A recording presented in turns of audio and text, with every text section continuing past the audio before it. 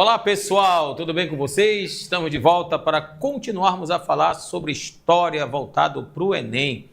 E olha, você que está nos acompanhando aqui pelo Meu Desafio EAD, aqui pelo nosso cursinho preparatório para o Enem, eu estive olhando a prova do CNU de domingo para o nível superior.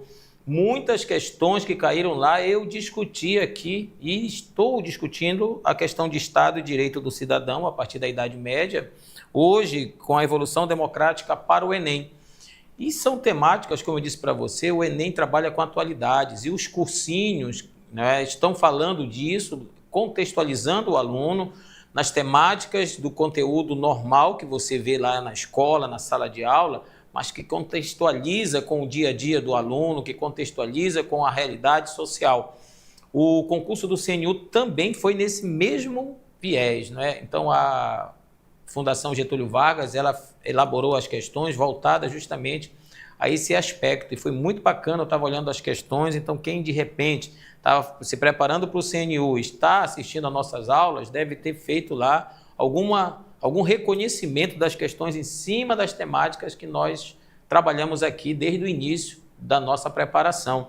Isso nos deixa muito felizes, porque é prova de que nós estamos de acordo com as bancas, as aulas estão de acordo com aquilo que daqui a pouco o Enem vai cobrar de você, aluno do ensino médio, e os concursos que estão surgindo por aí, não é? Outros concursos em nível federal já foram anunciados, não é? Nós temos concursos em nível local que também já estão sendo anunciados e preparados.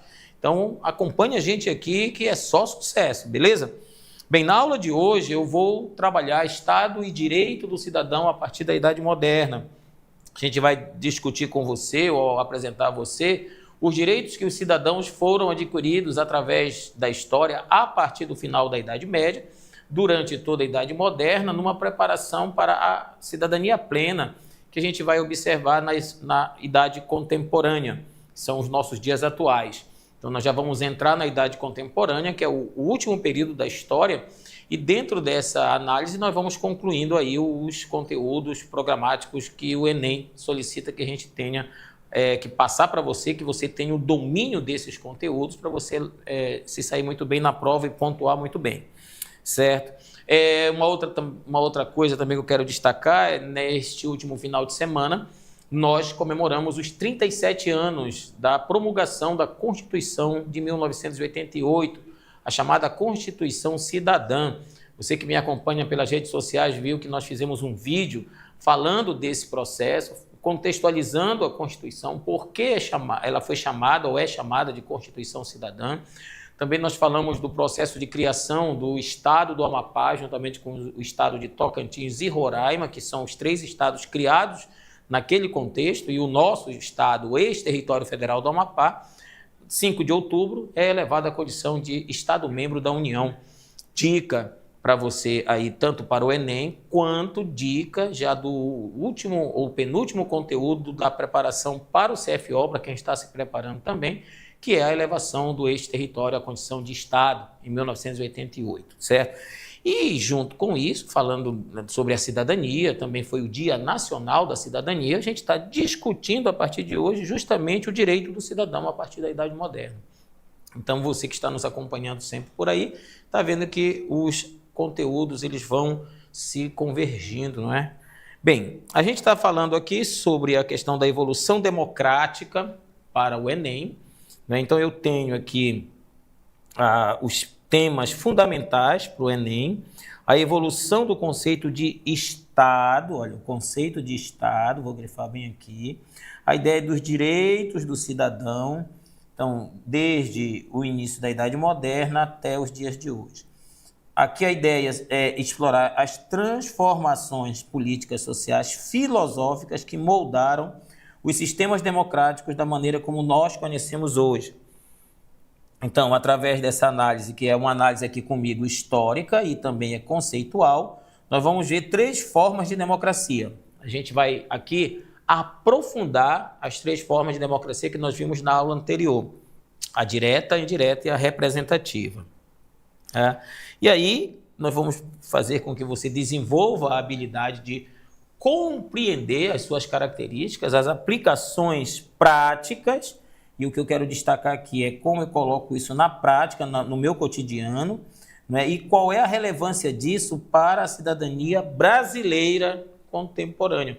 Então, a ideia deste conteúdo é trazer para os dias de hoje a aplicabilidade do conceito de cidadania, a ideia do acesso aos nossos direitos enquanto cidadãos, não é? Aqui eu construí um quadro para vocês com relação à transformação do Estado na Idade Moderna e os fundamentos dos direitos dos cidadãos. Então, esse quadro que a gente constrói para você que está em casa, né, para poder nos acompanhar bem, o primeiro item seria, a partir do século XVI, nós vamos ter a formação dos chamados Estados Nacionais. De que maneira isso vai contribuir para o processo de construção da cidadania? Então, eu tenho aqui a consolidação do poder monárquico e a centralização administrativa. Esse é o primeiro aspecto do Estado Nacional, do Estado moderno, também conhecido como Estado absolutista. Então, qual é as duas principais características do Estado absolutista? Primeiramente, a consolidação do poder do rei, que é fundamentado principalmente pela teoria do direito divino do rei. Aquela ideia de que o rei é rei porque é vontade de Deus que ele assim o seja. Em troca disso, não é, o cidadão ele troca a sua liberdade pelo processo de proteção do Estado, se tornando súdito do rei, e o rei passa, então, também a centralizar a administração do Estado.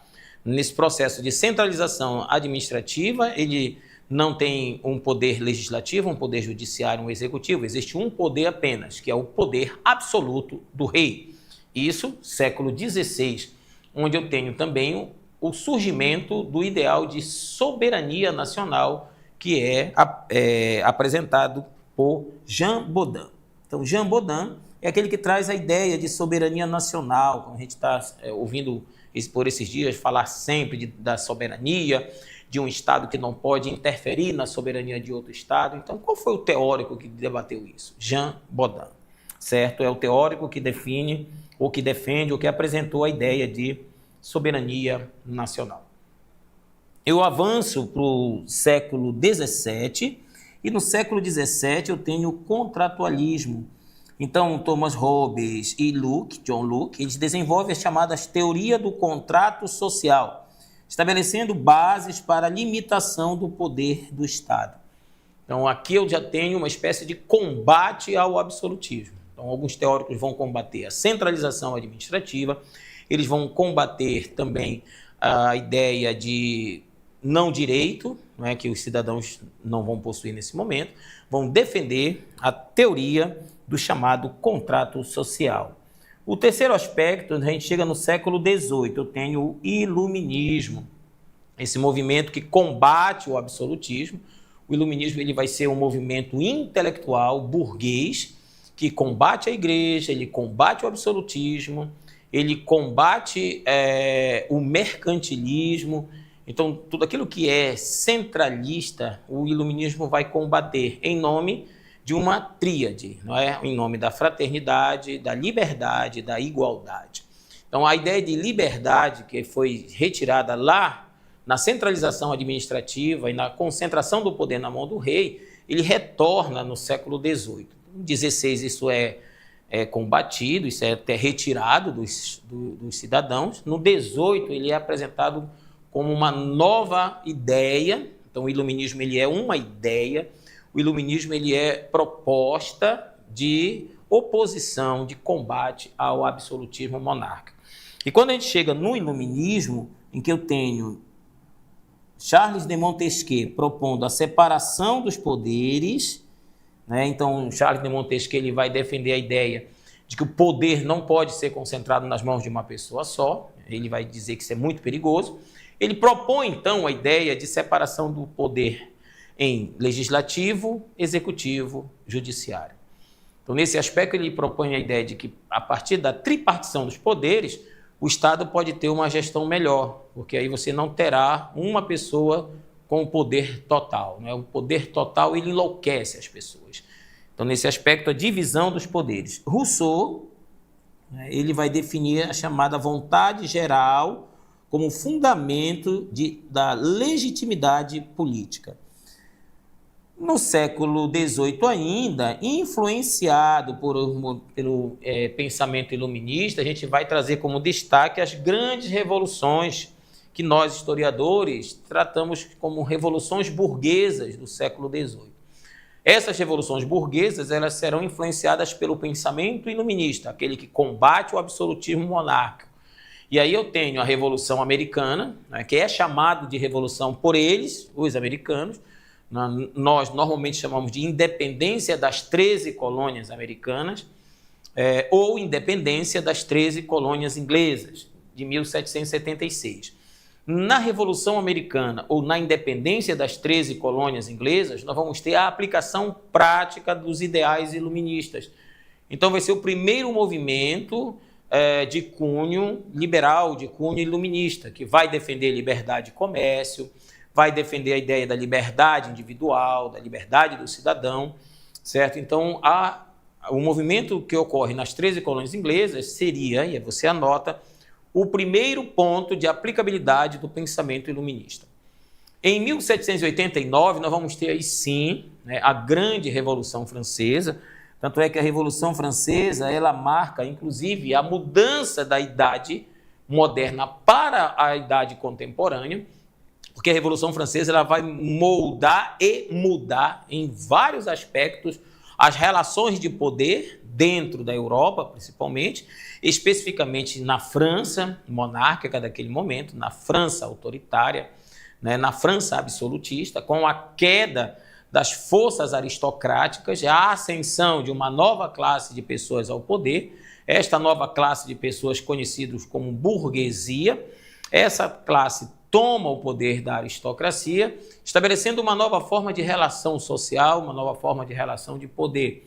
A Revolução Francesa ela se inspira naquele ideal de liberdade, igualdade e fraternidade. Nesse movimento, nós vamos ter o povo, né, aquele grupo excluído durante o período medieval, durante o período da Idade Moderna, um povo excluído, sem direitos, explorado. Esse povo se levanta contra uma ordem instituída.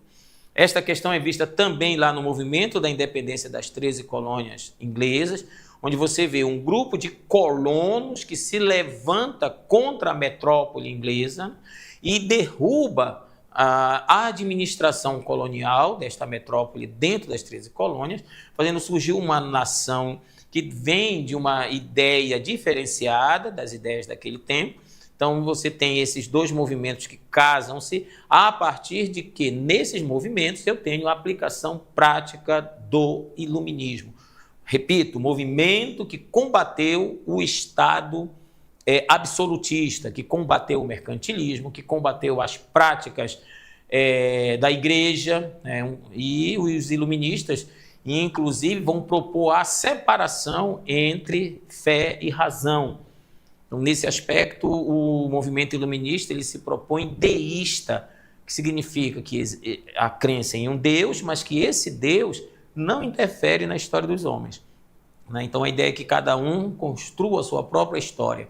E na construção dessa ideia de construir a sua própria história, as revoluções burguesas elas casam muito bem no aspecto de derrubada de um mundo dominado pela aristocracia e pela realeza, e aí você tem o estabelecimento de uma nova forma de sociedade. Esta nova forma de sociedade mais tarde será conhecida como sociedade liberal burguesa, que teoricamente defenderia os direitos do cidadão. Ok? Então, nós temos aqui dois movimentos que vão materializar os ideais iluministas em declarações de direitos fundamentais, certo? Bem, aí eu trago aqui que a Idade Moderna marca uma ruptura fundamental na concepção de poder político. O Estado absolutista, caracterizado pela concentração de poder nas mãos do rei, acabei de falar disso, gradualmente vai dar lugar a sistemas baseados na limitação do poder e na proteção dos direitos naturais do indivíduo. Quais são os direitos naturais do indivíduo? Vamos lembrar da aula anterior? Direitos naturais são o direito à vida, o direito à liberdade de expressão, o direito de busca da felicidade. Esses são os direitos naturais do indivíduo que serão defendidos, né, a partir de declaração, como a Declaração Universal dos Direitos do Homem e do Cidadão. proposto nos movimentos revolucionários na França, naquele contexto, não é? Bem, e aí eu tenho aqui, logo em seguida, uma comparação entre os dois estados. Então, nós temos as características do Estado moderno. O que caracteriza o Estado moderno? Então, você que está nos acompanhando aí, verifique, né? Anote aí, separe essa anotação. Então, eu tenho, primeiro, a monopolização da violência legítima. O que é essa monopolização da violência legítima? O rei ele tem o poder de decretar a pena de morte. Então, as pessoas que se levantavam contra o rei se levantavam contra o próprio Deus. Isso era uma ideologia daquele contexto. Então, era muito comum as formas violentas de punição. Então, você tem enforcamento seguido de esquartejamento, por exemplo. Em alguns lugares, inclusive no Brasil colonial, dominado pelo Estado português, nós vamos ter esse tipo de punição. Então, você tem um enforcamento, você tem a ideia de condenação das pessoas a trabalharem a partir de trabalhos forçados. Então, você tem essa situação da monopolização de monopolização da violência legítima. O território definido e a questão da soberania. Então, eu tenho um território definido, então, quando se tem essa ideia, se tem a ideia de um Estado moderno, e o aparato burocrático profissional, quando você tem os funcionários do Estado que trabalham para a manutenção do funcionamento desse Estado.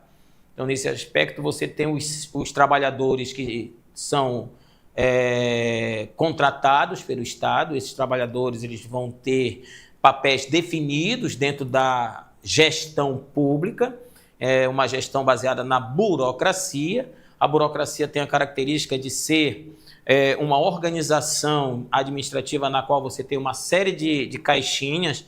Então, você tem o chefe de unidade, você tem o chefe de setor, você tem o chefe imediato, aí você tem a secretária executiva 2, ou seja, são vários cargos criados, inclusive para atender a aristocracia, que ocupava esses cargos naquela aliança que se tem entre o rei e a nobreza para a centralização do poder nas mãos do monarca. E aí você tem essa ideia desse aparato burocrático profissional. E, por último, o sistema legal unificado, onde as leis servirão para todos, né? Então, você não tem as leis como na Idade Média. Cada feudo tinha o seu próprio peso, sua própria medida, cada feudo tinha os seus próprios tributos. No Estado moderno, não. Você tem um tributo só para todos. Você tem uma legislação que atinge a todos. Então, aqui, determinada situação, 4 características básicas do Estado moderno. Agora, o que está vindo para trazer a ideia dos direitos do cidadão? O que está vindo de novidade no processo de transformações revolucionárias encabeçadas pela burguesia, logicamente orientados por movimentos como o iluminismo?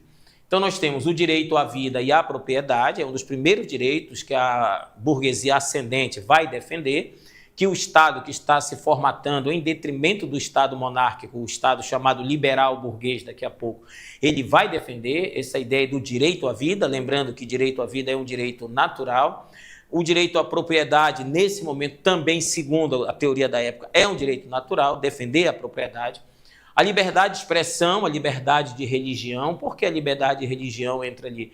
Por conta das guerras religiosas que ocorrem alguns séculos antes, no processo de ruptura dentro da Igreja Católica, surgindo uma nova religião chamada de religião ou Igreja Protestante, não é, que dá-se início ali a partir de Lutero e mais tarde de João Calvino. Isso gera um conflito entre católicos e protestantes por um período de 30 anos, que é conhecido na história europeia como a Guerra dos 30 Anos, uma guerra religiosa onde cristãos se matavam em nome de suas ideias particulares, né? Católicos defendendo a sua doutrina, os protestantes históricos também defendendo a sua doutrina. Lá na frente, quando o iluminismo se apresenta no aspecto de separar a fé da razão, ele vai dizer, bom, a razão segue por aqui, o Estado deverá ser um Estado racional. E com relação à fé, ninguém vai discutir a fé, nós vamos estabelecer uma tolerância para todos aqueles que seguem a sua própria religião. Então, cada um deverá ter a sua liberdade de culto, vamos colocar assim, certo? A igualdade perante a lei, isso aqui é um sonho, não é? Todos iguais perante a lei. Isso aí é uma proposta, uma ideia, veja que ele fala em direitos fundamentais emergentes, ou seja, estão surgindo naquele momento novos direitos que não existiam lá no Estado monárquico. Então, essa ideia de igualdade perante a lei, todos são iguais perante a lei, né? É uma ideia, claro, que no processo não vai ter essa igualdade de todos. Alguns serão punidos severamente pela lei, outros, né, serão amaciados pela lei.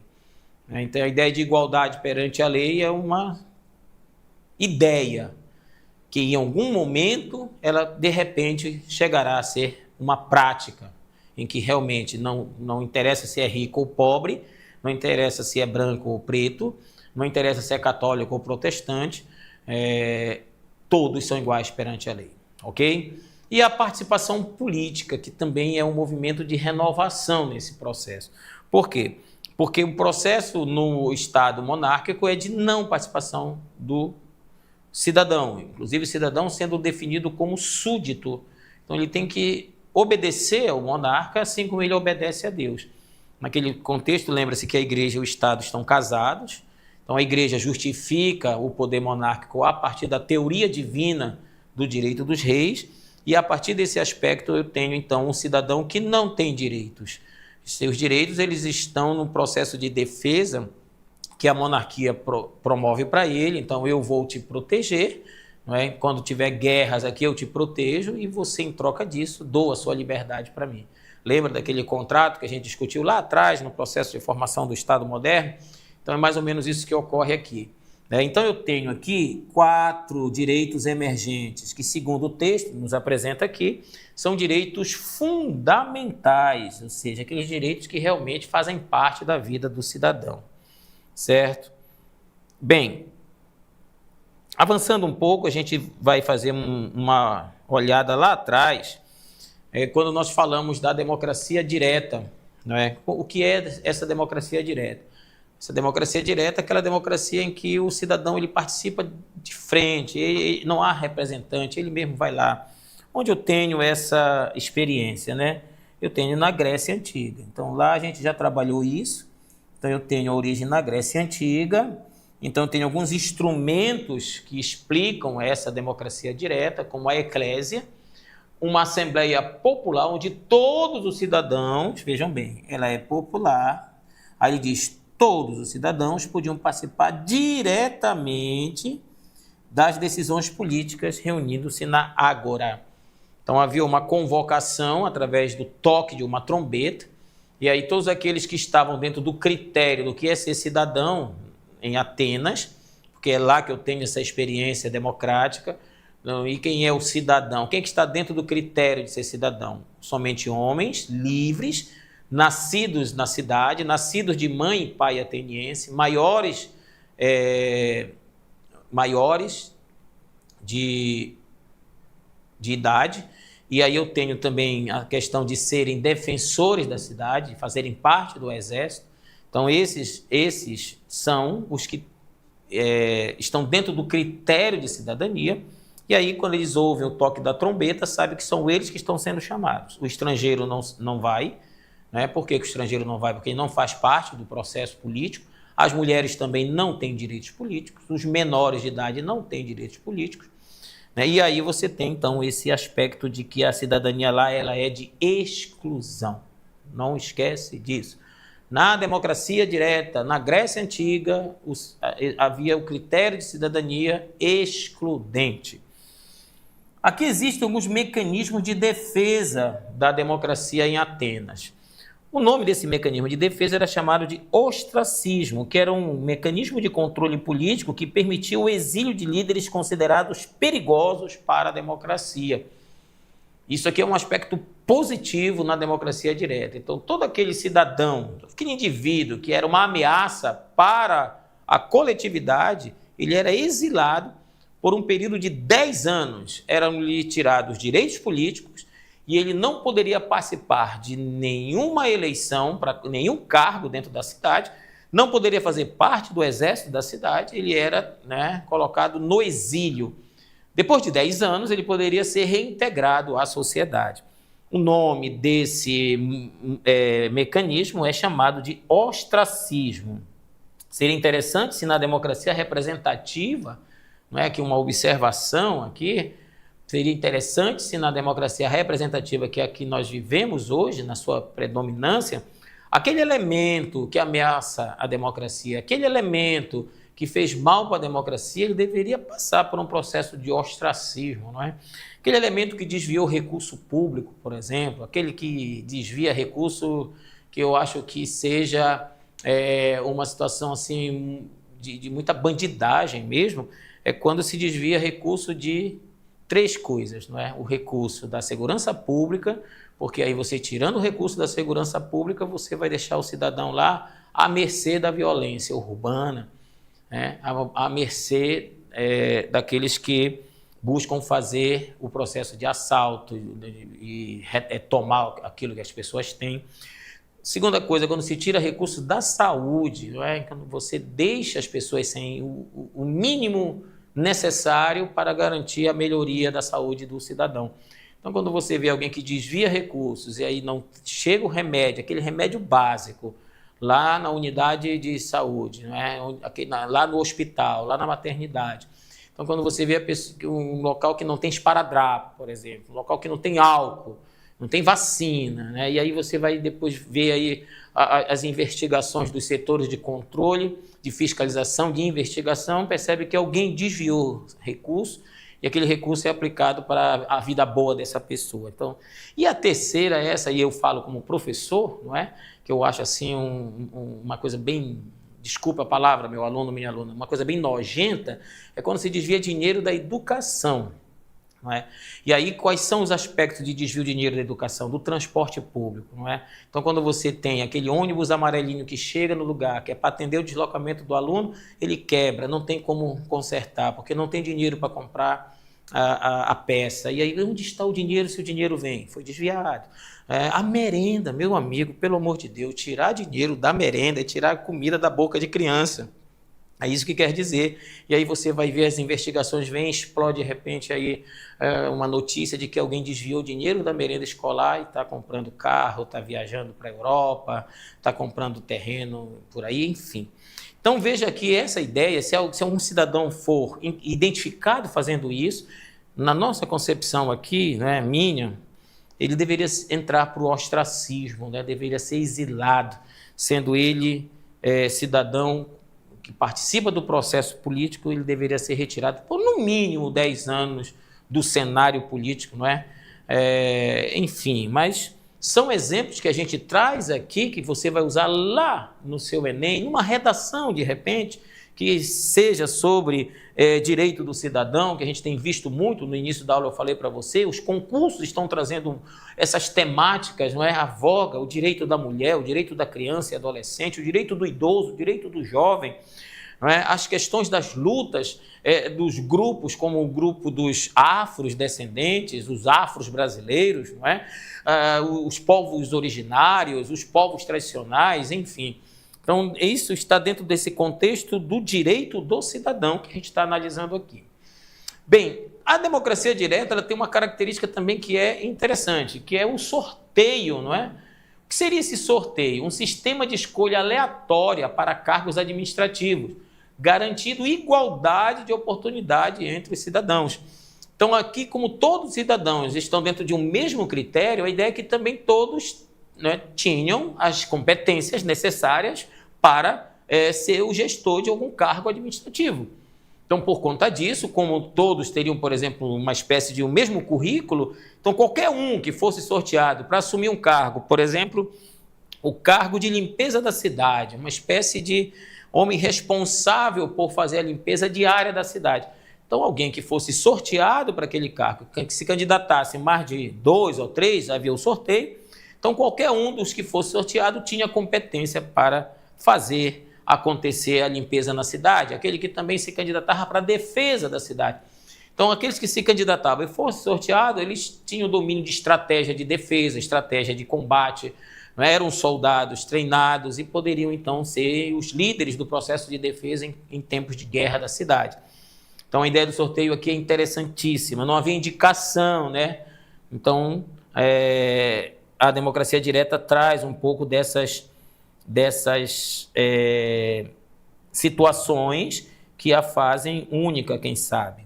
A democracia ateniense do século V e IV a.C., ela representa o primeiro experimento sistemático de governo direto do povo. É o que a gente está falando, que seria essa democracia direta, certo? Então, eu tenho o governo direto do povo. Neste modelo, aproximadamente 40 mil cidadãos livres, e eu tenho excluídas mulheres, escravos e estrangeiros. Então, somente 40 mil pessoas participavam ativamente das decisões políticas através da eclésia. Aí eu tenho aqui, então, um quadro, que a gente conseguiu fazer aqui uma espécie de um resumo, né? Então, eu tenho aqui a ideia das instituições que compunham a democracia. Eu tenho a eclésia, a elileia ou eliaia e a bulé. Dentro disso, eu tenho o debate público, né? Eu tenho a preparação de leis e eu tenho a decisão direta dos cidadãos. Então, eu tenho com tudo isso a chamada participação cívica. Então, vejo como essa democracia ela nos dá assim, um exemplo muito interessante sobre participação direta do cidadão e a participação de todos os cidadãos. Quais são as vantagens da democracia direta? Primeiramente, seria o desenvolvimento do senso de responsabilidade cívica, que então todos são responsáveis pela cidade. Então, aquele que morava na polis era um político. Assim como hoje, quem mora na cidade é um cidadão. Então, quem morava na polis era um político, né? O homem político, como Sócrates definiu. Então, ele tem a ideia do senso de responsabilidade para com a sua cidade. Então, todas as ações políticas que esse homem fazia na antiga Grécia eram em benefício da cidade. Por isso que todos aqueles que eram nascidos na cidade, filhos de pai e mãe ateniense, eles tinham o direito de serem os cidadãos plenos nessa cidade. Por quê? Porque eles são nascidos ali. Então, se eu estou nesse lugar, e aí entra um pouco do conceito de geografia do que é lugar, do que é território, a ideia de localidade. Então, se eu estou neste lugar, eu vou defender este lugar, eu vou manter este lugar limpo, porque é minha responsabilidade. Então, essa vantagem da democracia direta, ela também poderia ser aplicada hoje, nos dias da democracia representativa. Não é? Então, se o lixo está na porta da minha casa, é meu dever juntar esse lixo, porque é a minha cidade, é o meu lugar, é onde eu estou morando. Não é? Então, limpar pelo menos a frente da minha casa, manter a fachada da minha casa limpa, pintadinha, com uma árvore legal. Né? Então, esse é o chamado senso de responsabilidade cívica. O problema da democracia representativa é que depois que a gente elege alguém para nos representar, a gente acha que ele que tem que fazer tudo isso, que a gente como cidadão não tem que fazer mais nada. Só tem que estar cobrando, e na hora de fazer nada, né? Só que é o direito, o dever a gente coloca no bolso. Na democracia direta você não tem essa postura, porque lá, a partir do processo de que ele é parte da cidade, ele é responsável pela cidade, essa responsabilidade cívica ela surge. Maior transparência nos processos políticos, porque como era direta, realizado dentro das instituições públicas como a eclésia, então você tem uma transparência maior, então você não vê tanto desvio de poder, certo? Tanto desvio de poder. Decisões refletem diretamente a vontade popular. Então, quando se ia para a eclésia, aquilo que os cidadãos decidiam entre si refletia todo o aspecto de bem-estar coletivo. E a última vantagem seria a participação ativa, ativa de todos os cidadãos, o que não ocorre na democracia indireta e nem na democracia representativa. Quais são as limitações práticas da democracia direta? Então, eu tenho dificuldade de aplicação em grandes populações, né? Atenas, veja, só 40 mil pessoas eram cidadãos. Então, quando você tem um número maior de pessoas, é mais difícil fazer esse tipo de democracia. Não dá para levar todos os brasileiros, por exemplo, para Brasília e ali começar a decidir políticas para a educação, para a saúde, para a segurança, para a infra, na questão de mobilidade, não tem como. Então, eu tenho a dificuldade de aplicar isso em grandes populações. A ideia do tempo excessivo para tomada de decisões também, né? Então, as pessoas ficavam ali um dia inteiro, 2 dias, até se decidir aquilo. Ah, professor, mas e aí? Eles não trabalhavam? Não, eles não trabalhavam. Eu lembro, eles eram livres, mas quem fazia o trabalho por eles eram os escravos. Entendeu? Então havia toda essa condição de passar o dia todo ali. Lembra que os filósofos passavam o dia, né, o dias discutindo na ágora. Então, discutindo em praça pública suas ideias, e aí filósofos de várias tendências tinham debates, mas eles podiam fazer isso, porque quando chegava em casa estava pronta a comida, a casa estava limpa, porque o escravo já fez isso por ele. A gente está falando do sistema escravista de produção, que promovia esse ócio. A palavra ócio é a ideia do tempo disponível para a vida pública. Olha esse conceito de ócio naquele tempo. Né? O ócio hoje é tempo para vadiagem. Veja que neste contexto capitalista, onde tempo é dinheiro, o ócio ele é condenado. No mundo antigo, o ócio ele é parte, é característica do cidadão livre. Ócio, tempo livre para a vida pública. Tempo livre para desempenhar o papel de político. Então não tinha tempo aqui para ficar debatendo, né? E lembre-se que eles debatiam, tinham grandes discursos dentro da ágora, na eclésia. A possibilidade de demagogia também, de manipulação.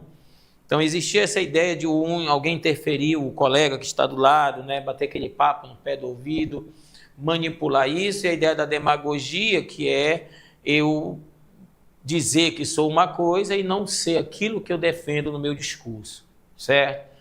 A exclusão de grupos sociais minoritários também, né, já destacado mulheres, escravos e estrangeiros. Então aqui algumas limitações práticas da democracia direta. Aqui uma observaçãozinha. Dentro das limitações da democracia ateniense, né, apenas de 10 a 15% da população total tinha direitos políticos. Mulheres, escravos, né, os metecos, que eram os estrangeiros residentes ali, os menores de 18 anos, a maioridade a partir de 18. Então, os menores de 18 anos eram excluídos da participação política. Então, é uma sociedade de exclusão dos chamados grupos minoritários, certo? Bem, sobre a democracia direta, essa olhada novamente lá nesse contexto, nesse conceito, porque o objetivo deste momento é a gente trazer para o Brasil daqui a pouco. A democracia indireta e os seus mecanismos de representação política, né? Então a gente tem aqui a democracia indireta, ela surge como resposta às limitações práticas da democracia direta. É uma espécie de tentar melhorar isso aqui, especialmente em territórios extensos e populações numerosas. Esse sistema ele vai se basear na eleição de representantes que atuam em nome dos cidadãos. Então, se elege alguém que vai representar os cidadãos nas instituições políticas. E aqui eu trouxe a ideia de que isso ocorre, primeiramente, pela eleição. Então, os cidadãos escolhem os seus representantes através do voto direto e secreto. Então, eu tenho um representante que se elege pelo voto direto e secreto. A representação onde os eleitos eles vão exercer mandatos em nome dos eleitores nas assembleias legislativas. Não em seu nome. É em nome dos eleitores que o elegeram. Eu creio que o discurso de um eleito na Assembleia Legislativa, e como se fala de Assembleia Legislativa aqui hoje é o tal deputado estadual, não é? O tal deputado federal, ele, no seu discurso, sempre deveria fazer referência ao povo que o elegeu. Não é? Então ele não pode falar assim, porque eu, deputado, porque eu, não sei o quê, porque eu. Não, não é tu. O poder não foi te dado assim do céu, não caiu do céu. O poder foi te dado a partir de um processo em que alguém votou em você. E você deve falar em nome dele. Você exerce um mandato em nome daqueles que te elegeram. Aí eu tenho, na história, a gente está trabalhando história, ciências humanas e sociais aplicadas para o Enem. Então, o parlamento inglês é o primeiro né? E aí você mata aí, tá? Marque aí no seu caderno. Então, o parlamento inglês, surgido lá no século XIII, representa um dos primeiros exemplos de representação política estruturada, inicialmente limitado à nobreza e ao clero. Então, lá no início, você não tem o burguês, você não tem o mercador, o artesão participando. Aqui, o primeiro exemplo de democracia indireta é na Inglaterra, com a constituição do parlamento inglês no século XIII, limitado aos nobres e ao clero. Lembrando, eu estou no século XIII, Idade Média. A sociedade ela se dividia em clero, nobreza, povo, ou servos, ou camponeses. Então, nesse exemplo aqui, nessa primeira representação de democracia indireta, aqueles que estão lá embaixo da pirâmide, eles não fazem parte do processo, tá lembrado? Lembra que o clero e a nobreza representam o Estado feudal. Muito bem. Então, gradualmente expandiu-se para incluir a burguesia e depois toda a população adulta. Então, foi um processo aqui na Inglaterra. Começa com o clero e a nobreza, avança para a participação da burguesia e depois todo mundo vai participar do processo. Qual é o movimento que representa isso? A Revolução Inglesa do século XVII.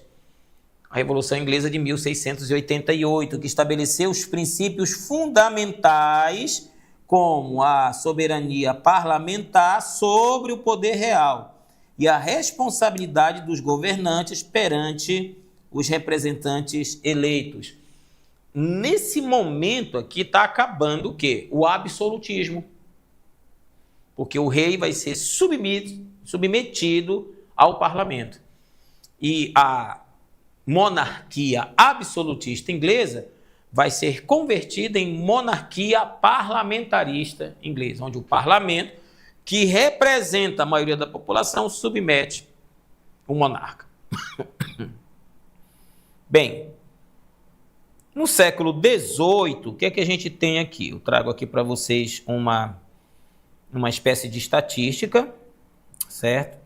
Então, eu tenho 25%, eu tenho 50% e eu tenho 100%. Então, no processo de desenvolvimento, nós vamos colocar aqui, no século XVIII, 25%, né? O percentual aproximado da população masculina com o direito a voto na Inglaterra. Veja bem, não tem mulher ainda. Somente homens. Então, dá 25% da população masculina com direito ao voto na Inglaterra. A representação política não é apenas um expediente prático, mas uma forma de organizar a vontade coletiva em sociedades complexas, permitindo a participação democrática em escala nacional. Avançamos para o século XIX, eu tenho 50%. Então, eu tenho a expansão do direito ao voto, depois de duas reformas que ocorrem na Inglaterra, a de 1832 e em seguida de 1867. Esse aqui é um exemplo exclusivo na Inglaterra, onde a gente tem o grande exemplo de uma democracia indireta. E no século XX eu tenho, então, o sufrágio universal, que vai incluir mulheres a partir de 1928 na Inglaterra. Então, aqui eu tenho um avanço nos direitos das mulheres. Então, vocês que têm aí, estão anotando legal, marca aí a ideia, né, de 100%. Então, eu estou incluindo homens e mulheres aqui. Então, colocar o quadro aqui para você visualizar aí no geral. Então, eu tenho o processo de mudanças que vem do século XVIII, passando pelo XIX, até chegar ao século XX. Se eu falar aqui em anos, eu tenho 300 anos, pessoal, do processo de modificação política dentro da Inglaterra, especificamente. Então, a mudança em um país, ela não acontece da noite para o dia. Ninguém muda um país em 4 anos ou em 8 anos. A mudança de um país primeiro começa aqui, no aspecto de mudança de mentalidade, de mudança de comportamento, de mudança cultural. Então, quando a gente diz que quer acabar com a corrupção em um país que é colonizado a partir da ideia de corrupção, então, se você tem 500 anos de um país que passa por esse processo E um processo que se tornou cultural, que mais tarde vão apelidar de jeitinho brasileiro. Então, para você mudar isso, tem que entrar em um processo de mudança das gerações que vão vir, que comecem a se indignar com esse tipo de situação, passando para outras gerações essa indignação, para outra geração, e aí, dependendo de quanto tempo é o tempo de uma geração, você tem aí um primeiro século nesse processo, você vai ter um século seguinte nesse processo, depois mais outro século nesse processo. Então, para nós da história, a coisa não acontece da noite para o dia, ela vem como resultado de um processo histórico. E processo, ele é uma reunião de eventos que vão somando-se até que se forma um contexto. Então, o que a gente está apresentando da história do direito do cidadão, essa evolução democrática, a gente está vendo aqui um exemplo claro e típico na Inglaterra, não é? Você sabia que lá na Inglaterra, os que são candidatos ao parlamento e se elegem, eles não têm outros ganhos lá no parlamento. Então, se eu sou um professor, eu me candidato a ser membro do parlamento, eu vou para lá como professor, ganhando o meu salário de professor. Não tem essa história de dinheiro a mais em gabinete, dinheiro para assessoria, não tem essas coisas. Então, vejam que é uma... Mas agora, né, a gente diz assim, bem que poderia ser igual lá, né, professor Guara? Não adianta tu mandar mensagem para ali, porque não tem como ser igual lá, porque lá começou lá há 300 anos atrás esse processo, que chega aqui já nesse patamar. No nosso caso, do Brasil, você tem que começar a querer que aconteça. E aí, isso eu acabo de falar. Não tem outro caminho a não ser uma coisa chamada educação. É estudar história.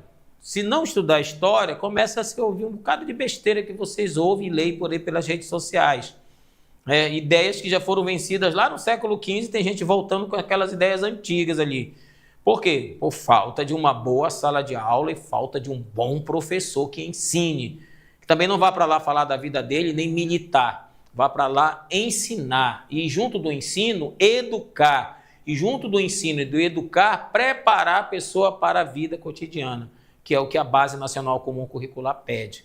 Certo? E o Enem, ele não foge disso. Se você que já fez o Enem aí como treineiro e vai fazer esse ano valendo, você sabe que o Enem é uma prova interdisciplinar, contextualizada e de atualidades.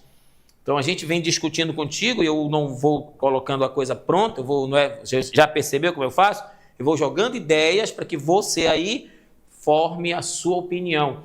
Né? Porque tenho que responder aquilo que dizem por aí que eu sou. O que é que você é? Você é um professor. E o que é que um professor faz? Olha a primeira coisa que ele diz que é de nossa função. Somos formadores de opinião. Beleza? E esse tema aqui do Enem é um tema assim que a gente pode navegar legal nele. Vamos então àquilo que a gente está vendo hoje, a democracia representativa. Quais as suas características e o seu funcionamento no nosso mundo, o nosso mundo de hoje. Então aqui eu tenho a democracia representativa moderna, ela combina elementos de representação política com mecanismos de participação direta. Então eu tenho tanto a ideia de representação quanto a ideia de participação direta, criando sistemas híbridos que buscam equilibrar eficiência governamental com legitimidade popular. Olha só que coisa bonita, né? Ficou bonito esse texto. Então eu tenho tanto a representação política quanto a ideia de participação direta como um sistema híbrido, no qual eu tenho a busca pelo equilíbrio, né, entre eficiência governamental, então o governante eficiente, que trabalha com eficiência, com responsabilidade, e soma-se a isso a legitimidade popular, ou seja, a ideia da participação do povo no processo e de que as ações políticas do governante reflitam no bem-estar da população, que o colocou lá para que ele represente a população, a sociedade, o Estado como um todo, defenda a soberania desse Estado e promova ações que possam melhorar a vida das pessoas que confiaram nele, né, ou nela. Bom, vamos então a algumas características disso. Eu queria que você fosse prestando bem atenção aí. Primeiro, a ideia de separação dos poderes. Nessa democracia existe o executivo, o legislativo e o judiciário. Por que existe isso? Para evitar a concentração de poder e garantir checks e balances, né? Então, a ideia de se ter a questão daquele que quer tomar o poder e governar de maneira absoluta, totalitária, autocrática. Então, a ideia da separação em que os poderes eles são harmônicos, mas independentes. Ideia lá do Montesquieu, lá atrás, lembra? Lá do Iluminismo. Estado de Direito, a supremacia da Constituição e das leis sobre vontades individuais, protegendo os nossos direitos fundamentais. Então, aqui a ideia de que no Estado de Direito eu tenho a Constituição que está acima de todos. Então, quando alguém vai assumir algum cargo governamental, ele faz um juramento com as mãos em cima da Constituição, que no domingo passado fez 37 anos dessa Constituição que está regendo a República Federativa do Brasil hoje. Então, o Estado que nós estamos é o Estado de Direito. Não é? Aí eu tenho o pluralismo político, onde existe uma competição entre diferentes partidos e ideologias, garantindo alternância no poder. É salutar o debate, é salutar que existe a situação e oposição. É salutar a diferença de pensamento dentro da democracia. Por quê? Porque isso garante a alternância no poder. Então eu tenho 4 ou 8 anos um tipo de pensamento que está governando, de repente o povo diz assim, olha, esse pensamento aí não está legal para nós não está nos dando muita vantagem, a gente não está saindo do lugar, então vamos mudar, vamos, aí coloca outra pessoa com uma ideia diferente, que chamam de ideologia, conjunto de ideias, né? Um partido que pensa diferente daquele que está no poder. E aí eu tenho a alternância do poder e a população beneficiada ou não, ela pode mudar a cada 4 ou a cada 8 anos, porque ainda existe a tal da reeleição, não é? Que estão aí, esse processo repensando isso. E eu tenho os mecanismos de controle, que é o accountability, que é a ideia de responsabilização dos governantes perante a sociedade. No Brasil, essa responsabilização ela é trazida a partir da aprovação da Lei de Responsabilidade Fiscal. Com a criação dessa lei, muita coisa melhorou no processo de desvio de verbas, os recursos públicos que devem ser aplicados diretamente para o benefício da sociedade são fiscalizados pelos chamados órgãos de controle, que vão surgindo no processo, que alguns chamam de redemocratização, outros chamam de abertura política e outros chamam de consolidação da democracia e do Estado de Direito no Brasil.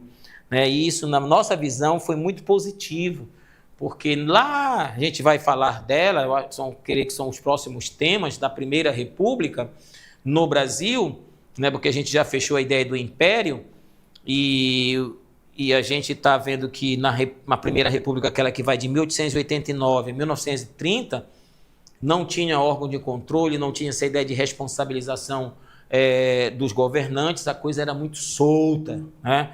E aí, em 30, vem a tal Revolução de 1930, que tenta mudar um pouco isso, mas aí você tem o jeitinho brasileiro funcionando mais uma vez, surgindo o fenômeno chamado de populismo, que vai dominar dos anos 1940 até os anos 1960, antes da ditadura civil-militar ser implantada em 64.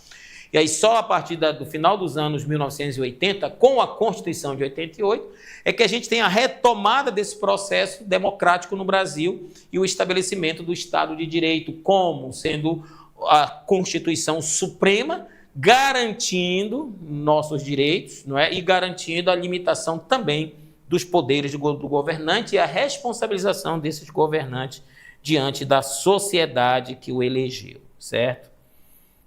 Eu tenho aqui um quadrozinho também, você sabe que o Enem, vez ou outra, traz esses quadros, né? Então nós temos o gráfico aqui, ilustra o índice de democracia global, demonstrando variações significativas na qualidade democrática entre diferentes regiões do mundo. Então a gente tem aqui na América do Norte, a Europa Ocidental, veja que é um pouquinho maior aqui, né, do que na América do Norte, a América Latina, onde o Brasil está, a Ásia no Pacífico e a África subsaariana, são as regiões onde a gente tem esses exemplos de democracia no mundo.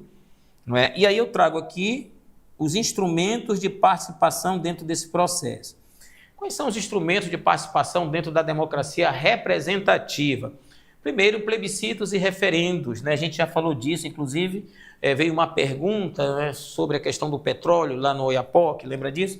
Iniciativa popular de leis, audiências públicas, conselhos participativos e orçamento participativo. Desafios hoje, e aí aqui eu trago mais esse, porque outros nós já vimos, só para o destaque do nosso aluno. Quais são os desafios hoje para a democracia? Primeiro, essa polarização política crescente que a gente está vendo aí, né? A ideia desse fundamentalismo, desse extremismo que só traz prejuízo para a sociedade como um todo. A gente acabou de dizer que a situação tem que ter uma oposição, senão não é democracia.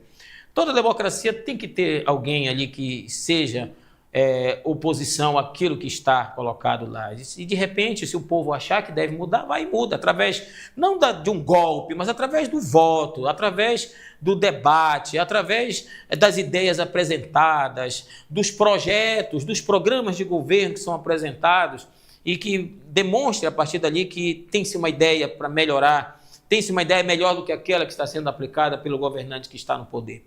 Né? A influência das redes sociais, muito prejudicial também, a ideia dos tais fake news, não é? E aí a ideia de que pega uma notícia de um site que ninguém sabe nem de onde é, os sites criados, os sites robôs, aí traz outro e já confronta, aí aqui embaixo todo mundo briga, e quando vem alguém saiu do grupo, alguém saiu brigado, né? Isso está muito complicado, essa influência das redes sociais. É necessário que se use as redes sociais de maneira positiva.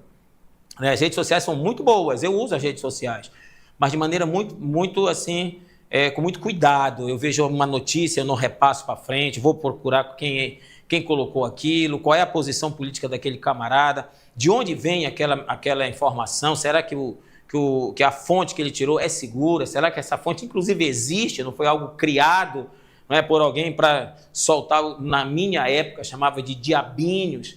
Então, tem muito cuidado com essa questão das redes sociais. É necessário uma educação digital, por isso que a reforma do ensino médio hoje colocou a educação digital dentro do processo de aprendizagem dos alunos, porque é necessário isso, não só para aluno, não só para criança e adolescente. Nós, adultos, precisamos de uma educação digital. Nós, adultos, precisamos aprender a lidar com as redes sociais, porque isso não faz parte das nossas gerações. A geração X e a geração Y, nós tivemos acesso a uma certa tecnologia, mas não como é hoje, certo? Então é necessário isso. O fake news e a desinformação, que eu acabei de colocar agora, né, também é um desafio contemporâneo para a democracia. A crise de representatividade, né, a ideia que as pessoas quase não acreditam em alguns governantes, e a influência do poder econômico também, que às vezes a pessoa tem uma boa índole, a pessoa tem um bom currículo, tem um discurso legal, mas não tem o poder econômico. O poder econômico, desde a Primeira República, ainda compra voto. Não é? Então, a ideia da venda do voto, e aí quando alguém vende o seu voto e vai cobrar do político, já aconteceu isso. Aqui no estado que eu moro, existe um fato que eu tenho como exemplo, de ver alguém chegar no lugar que eu estava, foi cobrar um político, o político olhou para ele e disse assim, olha, eu não te devo nada, porque eu já te paguei. Então, você não deve me cobrar nada. Já pensou você ouvir isso? Né, de uma pessoa que você, de repente, confiou e vendeu o poder que você tinha, que eu disse na última aula, o poder que eu tenho como cidadão é o do voto. Esse é o meu poder e ninguém me tira isso aqui. Não é? Então, essa influência do poder econômico, onde você vê as pessoas que não têm preparo nenhum, estudo nenhum, você vê pessoas que têm ideias totalmente assim, estranhas, mas têm bala na agulha, né? Então a influência dessa bala na agulha faz com que pessoas sem noção estejam ocupando cargos de grande importância que decidem a vida das pessoas, certo? Que decidem a vida das pessoas. Olha aí agora o que aconteceu na votação para a isenção do imposto de renda para quem ganha até R$5.000. Teve gente, inclusive daqui desse estado, que votou contra. Uma pessoa dessa não tem noção. Eu não falo mais outra coisa, eu só digo assim, não tem noção, mano, do que fez, tá certo? Do que fez. Tem uma outra aí, negócio, uma tal de PEC da blindagem. Teve gente que foi lá e disse sim. Maluco, cara, que coisa, né? Sem noção. Então, mas aí, como é que faz? De quem é a culpa? Dele? Não, de quem colocou lá. Então, são os desafios que a gente ainda tem enfrentado aqui, principalmente no Brasil, tá certo? No Brasil. Deixa eu avançar aqui. Uma análise comparativa dos sistemas democráticos e a sua relevância para agora, a cidadania brasileira. Né? Temos aqui 10 minutinhos para a gente trazer para o Brasil, para o Enem. Então, rapidamente, a democracia direta. Não é? A democracia direta. Então, quais as características da democracia direta? Anota, se você puder, se não está com o celular, bate uma foto aí. Participação imediata de todos os cidadãos nas decisões políticas. Né? Qual é a aplicação? Nas assembleias locais, referendos específicos. A democracia indireta, qual é a sua principal característica ou características? A eleição de representantes para exercer mandatos específicos. A aplicação em parlamentos nacionais e em assembleias regionais. E a democracia representativa é a combinação de representação com mecanismos participativos. É essa que está hoje vigorando no Brasil. A aplicação através de sistemas políticos modernos como o brasileiro. Então aqui somos nós, né, dos sistemas políticos modernos como no Brasil. A Constituição de 88, que fez 37 anos agora no último domingo, ela estabelece um sistema democrático representativo com elementos de participação direta, refletindo a evolução histórica dos conceitos democráticos desde a Idade Moderna. Então aqui, por exemplo, nós temos 147 mil eleitores, número de brasileiros aptos a votar nas últimas eleições de 2022 no Executivo, não é? 5.570 municípios, que são municípios, são unidades básicas da democracia participativa local. Não é?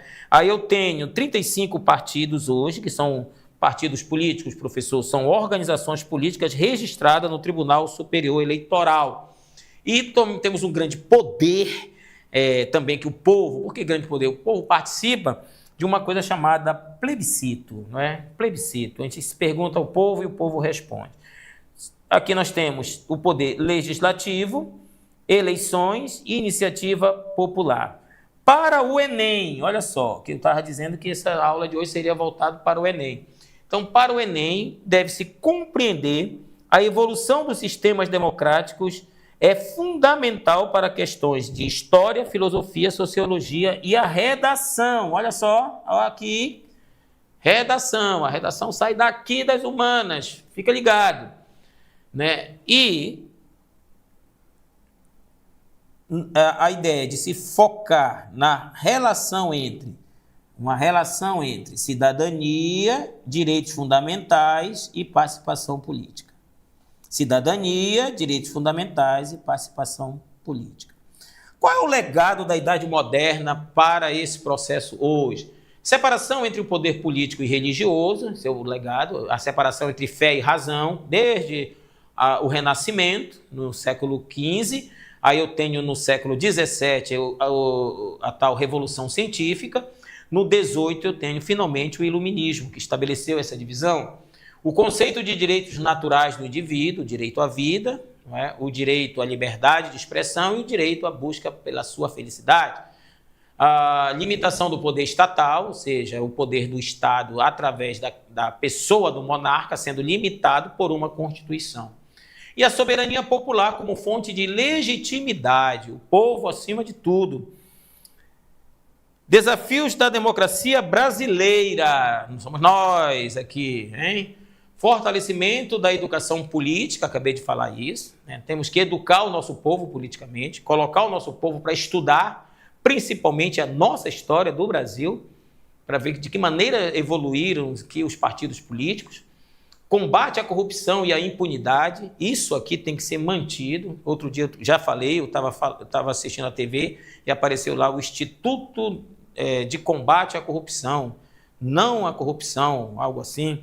Né? Então vejam que já existem instrumentos dessas gerações que estão chegando, que estão insatisfeitos com aquilo que se vê no Brasil. A corrupção, falei aí, desviar merenda escolar, mano. Tirar comida da boca de criança, tirar o livro didático, né, da mão da criança que não tem dinheiro para comprar livro no Brasil, é caro. O camarada desvia recurso do livro didático. O camarada quebra um ônibus daquele amarelinho escrito escolar, né, e no lugar daquilo ele coloca um ônibus velho caindo aos pedaços, uma Kombi velha toda irregular, mano. Isso não tem como, gente. A gente tem que estar olhando, tem que estar enxergando isso, mas e os órgãos de controle, será que não enxergam? Então essa ideia dessa corrupção, é necessário que se veja isso, que se reveja isso, na saúde, como eu coloquei. Então combater isso ali, a impunidade, quem for pego, mano, tem que pagar. Tem que pagar, tem que ter a legislação para isso. Lembra lá? Todos são iguais perante a lei, meu amigo. Isso é um princípio. A ampliação de participação cidadã, em que todos devem realmente participar do processo político neste país. Olha, a democracia... Rapaz, nem fez certinho. A democracia não é apenas um sistema de governo. Vou grifar aqui. Não é apenas um sistema de governo, mas um modo de vida que exige participação ativa, educação contínua. Aqui entra a palavra que a gente defende aqui como professor, né? Educação contínua e o compromisso permanente com os valores da liberdade, da igualdade e da justiça. Olha só, os 3 valores que hoje nós temos que estar de olho aí, nós temos de estar acompanhando aí, né? A liberdade, que é algo precioso para nós, eu tenho aqui a minha liberdade de me expressar, a minha liberdade de ensinar a partir dos eventos que a gente percebe, dos contextos, ensinar conceitos para que os meus alunos não saiam por aí falando besteira pelas redes sociais. E quando eu vejo alguém colocando alguma coisa sem noção, eu só coloco assim, que falta não faz uma boa escola? É o que eu comento, não é? E a ideia dessa igualdade, de todos serem iguais perante a legislação, a Constituição Cidadã de 88 determina essa ideia de igualdade. Se eu for ofendido na minha religiosidade, na minha espiritualidade, como eu prefiro chamar, se eu for ofendido na minha forma de pensar, se eu for ofendido na cor da minha pele, se eu for ofendido naquilo que eu penso e defendo, eu tenho o direito de me defender e tem que ter uma legislação que me defenda, porque eu sou igual a qualquer um, que seja cidadão brasileiro, que tenha a identidade como eu tenho, CPF como eu tenho. E a justiça... E eu termino a aula clamando uma passagem da Bíblia: bem-aventurado aqueles que pedem justiça, porque alcançarão, ou vão obter. Isso está lá nas bem-aventuranças de Jesus de Nazaré, Jesus o Galileu. Então, aquele que clama por justiça, que um dia possa ser atendido nesse país, tá certo? Galera, a gente encerra esse tema hoje, um tema que você viu, um tema bacana, cai no Enem, é um tema presente, é um tema que desperta a nossa ideia e você, aqui, através da nossa plataforma, do nosso site, Meu Desafio EAD, você possa curtir, compartilhar, comente essa aula, tá certo? E a gente se encontra na próxima aula, prosseguindo o nosso estudo de preparação para o Enem. Te vejo na próxima aula. Tchau.